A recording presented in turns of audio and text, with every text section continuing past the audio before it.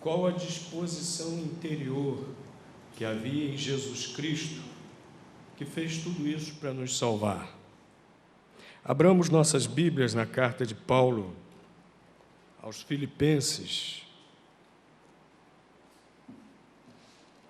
no capítulo 2.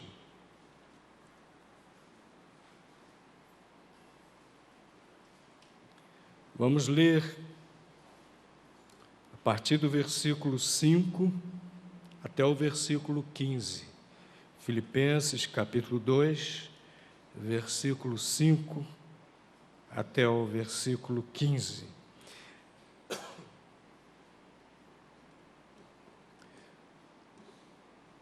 Filipenses, capítulo 2, versículos 5 a 15. Todo mundo já encontrou? Quem está usando Bíblia digital no smartphone acha rapidinho, né? Só ir lá, tuc, tuc, tuc. Rapidinho. Então vamos ler, os irmãos acompanhem, por favor. De sorte que haja em vós o mesmo sentimento que houve também em Cristo Jesus, que, sendo em forma de Deus, não teve por usurpação ser igual a Deus, mas aniquilou-se a si mesmo, tomando a forma de servo, fazendo-se semelhante aos homens, e achado na forma de homem, humilhou-se a si mesmo, sendo obediente até a morte e morte de cruz. Pelo que também Deus o exaltou soberanamente e lhe deu um nome que é sobre todo o nome, para que ao nome de Jesus se dobre todo o joelho dos que estão nos céus e na terra e debaixo da terra, e toda a língua confesse que Jesus Cristo é o Senhor, para a glória de Deus Pai. De sorte que, meus amados, assim como sempre obedecestes, não só na minha presença, mas muito mais agora na minha ausência, assim também operai a vossa salvação com temor e tremor, porque Deus é o que opera em vós, tanto querer como efetuar, segundo a sua boa vontade.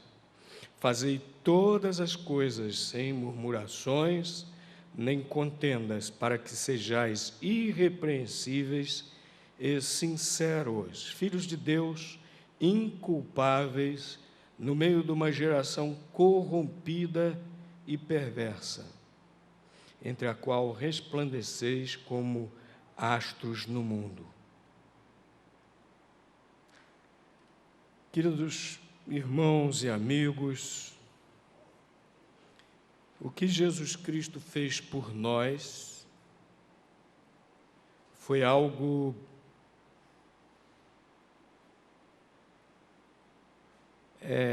difícil de encontrar adjetivos, algo que ninguém mais poderia fazer. Deus fez por nós, e movido por um amor para nós também incompreensível. A Bíblia diz que Deus nos amou e enviou Jesus Cristo para a nossa salvação, sendo nós ainda pecadores, separados de Deus, pelo nosso sentimento de autossuficiência em relação a Deus. O pecado, basicamente, é o sentimento e a atitude do meu eu, meu ego, comandando a minha vida. E quem deve comandar a minha vida é Deus. Eu devo fazer a vontade do meu Criador. Deus criou o ser humano com propósitos definidos, propósitos perfeitamente bons, propósitos perfeitamente justos. E o ser humano pecou justamente porque quis conhecer todas as coisas, independente de Deus, e fazendo a sua própria vontade. E assim vive o ser humano. O ser humano quer viver a sua própria vida, fazendo a sua própria vontade, alienado de Deus. Alienado de Deus, às vezes até dentro de um templo religioso, mas alienado de Deus. E Jesus Cristo veio para consertar essa situação. O amor de Deus, tão grande por nós, fez com que Ele tomasse forma humana e lá na cruz assumisse o nosso castigo, o castigo dos nossos pecados. Apóstolo Paulo diz, lá em 2 Coríntios, no capítulo 5, que Deus estava em Cristo fazendo o quê? Reconciliando consigo o mundo. Jesus Cristo é a solução. O ser humano, nessa situação de alienação em relação a Deus, ele é infeliz, mesmo que ele não se dê conta disso, mas ele é infeliz. Porque o ser humano só encontra verdadeira felicidade cumprindo os propósitos de Deus. O ser humano só é completamente feliz quando tem certeza da sua salvação, da sua vida eterna com Deus. O ser humano só é realmente feliz quando pode ter comunhão, amizade, intimidade com Deus. E isso só por meio de Jesus Cristo. Por isso que Ele veio ao mundo e lá na cruz morreu. Não foi um acidente da história. A Bíblia diz que isso já estava planejado desde a eternidade. E para Jesus fazer isso, Ele teve que se humilhar. A sua disposição interior teve que ser de humildade, porque Ele, sendo igual a Deus, Ele não se apegou a isso. A palavra de Deus, nesse texto, deixa isso muito claro. Ele não se apegou à sua condição divina. Condição não, porque condição dá ideia de algo temporal, contingencial, né? Sua condição não, a sua natureza divina. Deus onipotente, Deus onisciente, Deus eterno, Jesus Cristo lá no céu, gozando de todos esses atributos plenamente. O texto da palavra diz que Ele não se apegou a isso, mas limitou-se a si mesmo, tomando forma de servo, fazendo-se semelhante aos homens. Jesus Cristo, para se tornar homem, Ele teve que abrir mão da plenitude de seus atributos divinos. Jesus, aqui neste mundo, em forma humana, Ele não gozava mais plenamente desses atributos. Jesus Cristo, aqui nesse mundo, não estava mais na eternidade, estava sujeito ao tempo, como qualquer ser humano. Jesus Cristo, aqui nesse mundo, não era mais onipotente, porque Ele era homem, vamos dizer assim, de uma maneira assim, simplista. Ele deixou a sua onipotência lá no céu. Ele não era mais onisciente, Ele não sabia mais todas as coisas, deixou a sua onisciência lá no céu, porque o ser humano não pode ser onisciente nem onipotente. Tanto que quando perguntaram quando seria a respeito da sua volta, o que ele respondeu? Isso só o Pai sabe. Ele não sabia. Só Deus, o Pai, lá no céu. Ele abriu mão de tudo isso. Ele se humilhou. Ele concordou em assumir uma situação muito inferior. Concordou em assumir uma situação muito inferior, um ser humano. E mais, o texto diz que um ser humano que era servo. Ele disse que o Filho do Homem, ele, Jesus Cristo, o Salvador, veio para servir e dar a sua vida em resgate de muitos. Se humilhou, tornando-se igual a nós. E o texto continua, o texto que nós lemos começa no versículo 5, dizendo: de sorte que haja em vós o mesmo sentimento que houve também em Jesus Cristo. Jesus Cristo, sendo Deus, humilhou-se para tornar-se homem e morrer na cruz e realizar a nossa salvação. Nós também temos que nos humilhar. Temos que nos humilhar diante de Deus.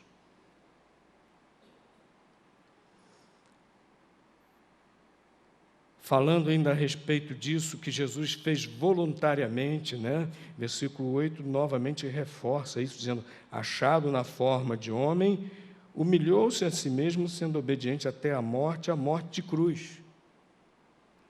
Lá diante daquele julgamento ilegal que foi engendrado pelas autoridades religiosas dos judeus, Jesus falou: olha, vocês não têm aqui autoridade nenhuma de vocês mesmos.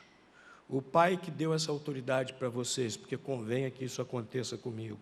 Se eu quisesse, eu daria a ordem, e viriam os anjos e me socorreriam.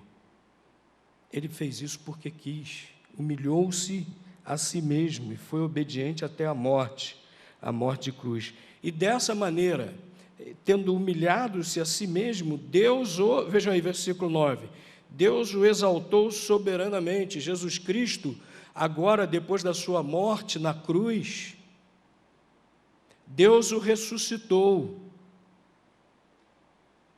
E ele que se humilhou foi exaltado por Deus como soberano sobre tudo, sobre todos. Jesus Cristo declarou: é-me dado todo o poder, toda a autoridade nos céus e na terra. O homem se julga muito senhor de si, as pessoas se julgam muito poderosas. Esses déspotas que governam o mundo se julgam muito cheios de poder. Está lá o Putin fazendo a maior arruaça na Ucrânia, desrespeitando a soberania daquele país. Se julga muito poderoso, porque é o chefão de um grande país, de uma superpotência, da Rússia. Os americanos, por sua vez, também têm seus interesses na região, por causa do gás fornecido à Europa. Já estão lá os americanos, o Obama falando grosso. Se julgam soberanos, se julgam os donos do mundo, mas não são. Jesus Cristo é Senhor. Ele está dirigindo a história para o momento que Deus planejou. Ele está dirigindo a história.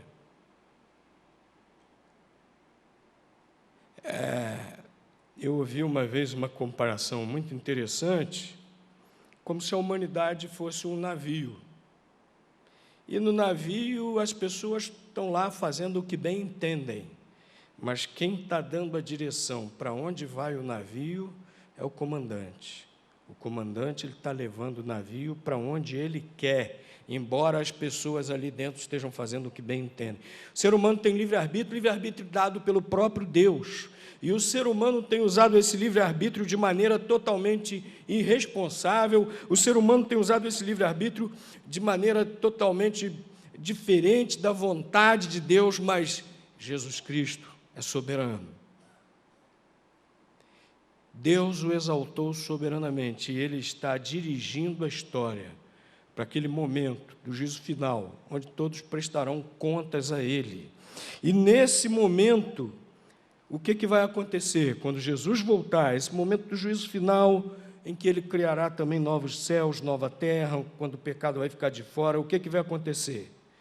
Olha o que diz versículos 10 e 11, para que ao nome de Jesus se dobre todo o joelho dos que estão nos céus e na terra, e debaixo da terra, e toda língua confesse que Jesus Cristo é o Senhor, para a glória de Deus Pai. Quando Jesus voltar, todos terão que se humilhar diante dele.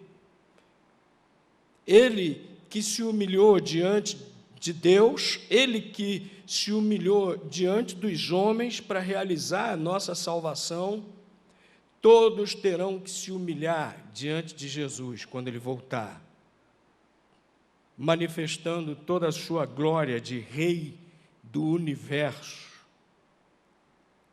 Todos terão que se humilhar diante de Jesus, reconhecer quem ele é, submeter-se à sua autoridade. Agora, a palavra de Deus ensina que nós já podemos fazer isso agora. A palavra de Deus ensina que nós já podemos fazer isso desde já. A palavra de Deus diz que quem se humilha diante de Cristo agora, quem diante de Jesus admite, eu sou um pecador, quem diante de Jesus pede perdão para os seus pecados, quem diante de Jesus reconhece que precisa mudar completamente a sua natureza interior e a sua maneira de viver, quem confia plenamente em Jesus Cristo para ir a Deus, olha, Senhor Jesus, eu sou um pecador, eu não tenho nada para oferecer a Deus, eu estou separado de Deus, eu preciso de Ti para me reconciliar com Deus, eu preciso de Ti para ter comunhão com Deus. Senhor Jesus, eu preciso de Ti para ter a certeza da vida eterna no céu com Deus. Quem faz isso agora? Quem reconhece Jesus como Senhor. Senhor Jesus, eu reconheço, você tem direito sobre a minha vida. O Senhor é o Rei de tudo, de todos. Seja o Rei da minha vida. Eu quero fazer a Tua vontade. Quem faz isso agora? A palavra de Deus diz que tem perdão por seus pecados. O amor de Deus envolve a sua vida. Realmente o seu interior é transformado pela presença de Deus, do Espírito Santo de Deus. E tem a certeza da vida eterna e paz completa, satisfação interior. É o que a Bíblia ensina para quem se humilha diante de Cristo agora. A Bíblia diz que quem não se humilhar diante de Cristo, não adianta, porque naquele dia final vai ter que fazer isso, mesmo que contra a sua vontade, vai ter que fazer. Toda língua confessará, todo joelho se dobrará naquele dia, diante de Jesus, todo joelho se dobrará, todos se submeterão. Mas aí será tarde. A Bíblia diz que naquele dia será tarde. Todos terão que fazer isso, não tem jeito. Jesus virá todo poderoso, fazer o desfecho da história humana. E aí você tem uma escolha, ou faz isso agora voluntariamente, recebe perdão de Jesus, o amor de Deus que Ele lhe oferece, ou você recusa e deixa para fazer isso no dia final, vamos dizer assim, na marra, porque não há mais escolha, e aí não adianta mais.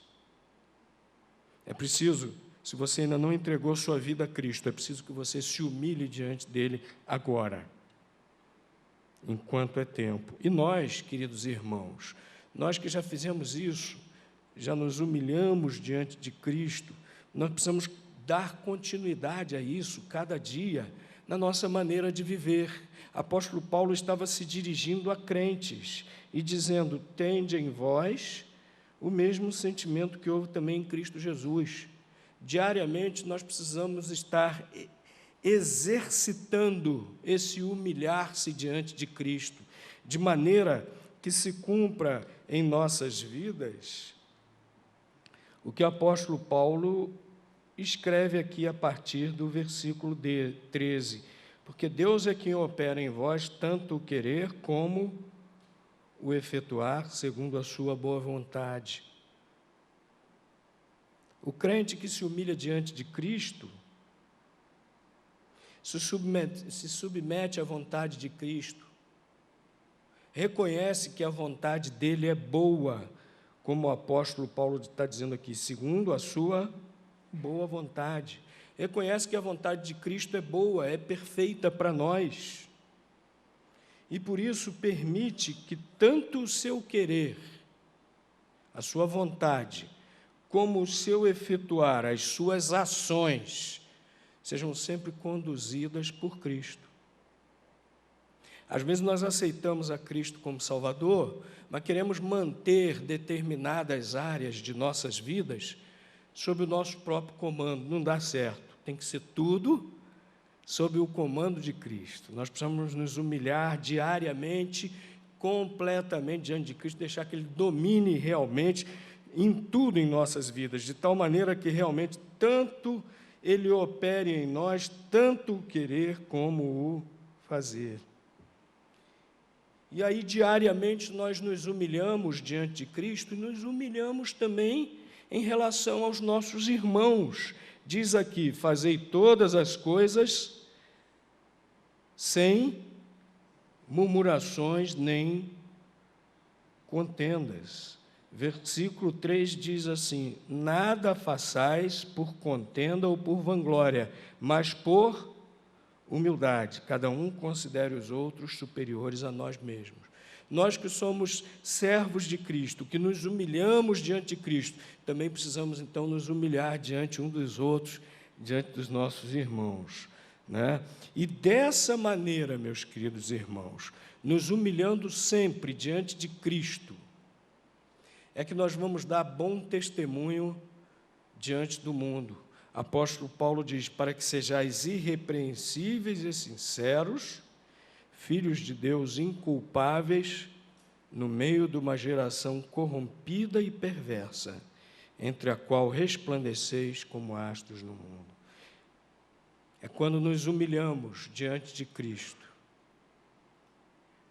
e, portanto, também somos humildes uns com os outros, que nós vamos viver deixando que Deus opere, realize em nós tanto o querer como o efetuar. Seremos completamente submissos à sua vontade e vamos mostrar então ao mundo a luz de Cristo. Daremos um bom testemunho de Cristo. Lembramos-nos que Cristo se humilhou para nos salvar. De igual maneira, humilhemo-nos diante dele. Submetamo-nos completamente ao Senhor Jesus. Vamos meditar nessas coisas enquanto nós participamos da ceia do Senhor. O Senhor Jesus estabeleceu esse memorial. Nós não estamos repetindo a morte de Cristo. Ele próprio, o Senhor Jesus, a Bíblia registra isso, ele próprio, o Senhor Jesus, quando celebrou, quando instituiu a ceia com os seus discípulos, ele disse, fazei isto em memória de mim. Estamos relembrando, não estamos repetindo.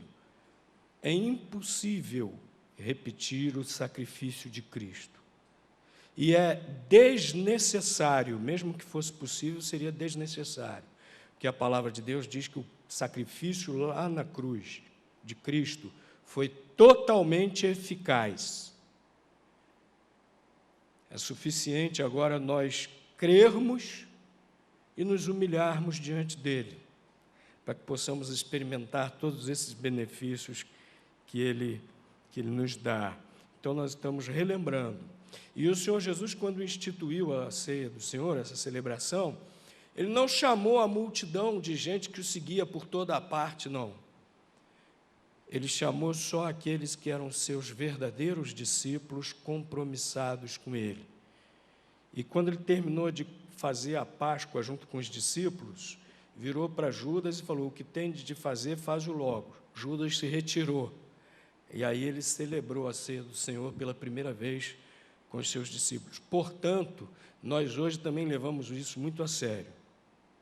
Convidamos a participar da ceia do Senhor aqueles que são discípulos de Cristo, aqueles que já se humilharam diante de Cristo, aceitaram o Senhor Jesus como Salvador, aqueles que têm um compromisso de obediência ao Senhor Jesus, aqueles que foram biblicamente batizados e fazem parte de uma igreja realmente que segue a palavra de Deus, uma igreja realmente neotestamentária.